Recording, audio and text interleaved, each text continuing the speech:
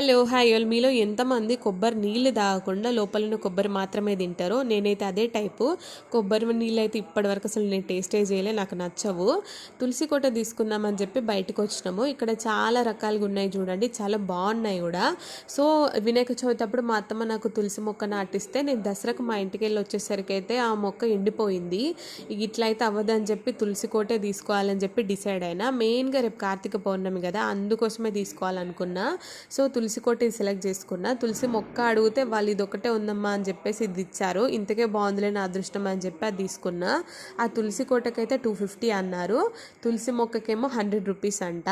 ఇక్కడ చూడండి చాలా బాగుంది కదా, ఇంత క్యూట్ ఉందో, నాకు బాగా నచ్చింది.